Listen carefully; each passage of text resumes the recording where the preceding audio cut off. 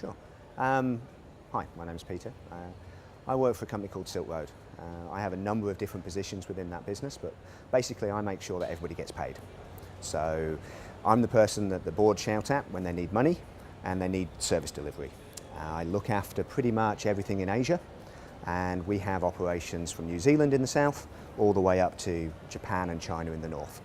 So we run across the whole gamut of countries, so we have to tailor what we do to each country experience. So luckily Philip asked me to come down today to try and take some of those experiences from the different countries and apply them to the Australian context. You know, one of the things that we like to rant about is that strategy drives systems. Systems don't drive strategy.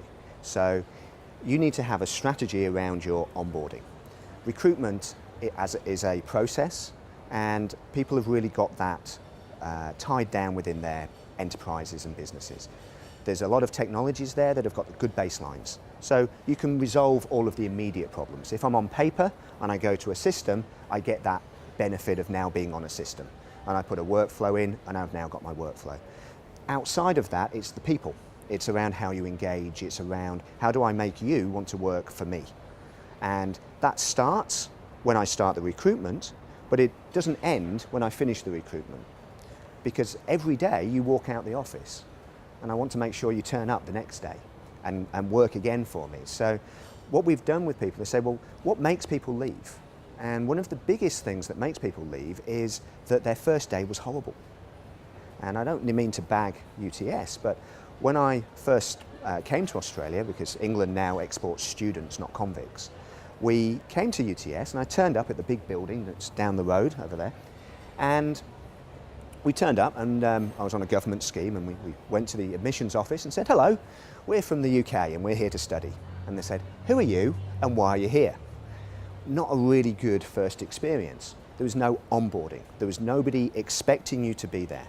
So the first experience that you have colours your view of that organisation. So within a corporate environment, what we're trying to do is make sure that all that energy and cost that you have expended during the recruitment process, that is now on you. You are my cost. I have now spent $15,000 on the recruitment process and it's all on you. So if you're not successful, I've lost $15,000, and I can, to the bean counters, that's what they're going to say to me. They're going to say, you just lost me $15,000 because you didn't stay. So what people are saying is we've got to make sure that that person stays, and that starts from the moment they get an offer. We've got to build a workflow that's got 3 different components to it. It's got to have a workflow so we know that things happen and we don't forget. And that might last for 3 months, might last for a year, might last for 18 months. Depends on how you want to do that. But it triggers events so you don't forget. The second piece that you need to do is make sure that the medium in which you collect information from that new employee and get them everything that they need, phones, computers, etc., is on modern technology in the way that people interact. People don't go to banks anymore, they fill out that stuff online. You fill out a form online. So everything that you have to fill out from a data collection perspective and from a coordination perspective has to be done online. So you provide the form section. And then the third component, which is the most important, is the socialization. It's a case of, this morning I got lost coming here, right? And lots of employees do on their first day. How do I get here? So it's that socialization about where am I going to work? How do I get there? Where can I get lunch? Who am I going to work with? Can I get a podcast of that group of people that I'm going to work with? What's expected of me? What do I dress like?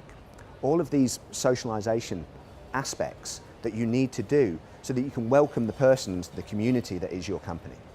So that's the strategic overview of why people are trying to do that. And what you've got to try and do is put a product in place that will make that easy, so that you can easily put together a workflow, and different workflows. If I join as an engineer in a business, it's not how I would join that business if I was joining as a temp in the accounts department. So you tailor the workflows. You know, that's what we're trying to do with companies from 400 people all the way up to 256,000. Within a business, there's a lot of data. And one of the big trends out there is what they call big data. That is, we're generating so much information. There's so much information that's available that it's overwhelming. you can't really use it because it's just too big. So what companies are trying to do is say, how do you consume the data so that you can use business intelligence to run an intelligent business? So what the holy grail is to take all of this data, synthesize it, and then provide it to the person in a way that informs them about the decisions that they need to make. And to do that, you need to make sure that the interfaces that you're using are things that you don't need to train people on, that are intuitive, that are in real time. And that's where the next generation of systems is moving to. The big thing that we like to say is that it's not about the technology. When you're buying a system, you've got a checklist of things that you should have in there. But if you can't do business with the people, if the culture isn't right for you in terms of how that company operates, then don't do business with them. And one of the hardest things is to turn down business. But within the company that I run in Asia, we are not for everybody.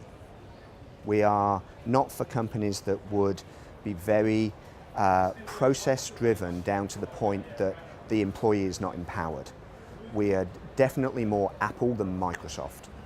And as a result of that, the way in which we present, the way in which we engage, the people that you would work with on projects within our business, the way in which our customer support engages with you, has to be in a very personable way.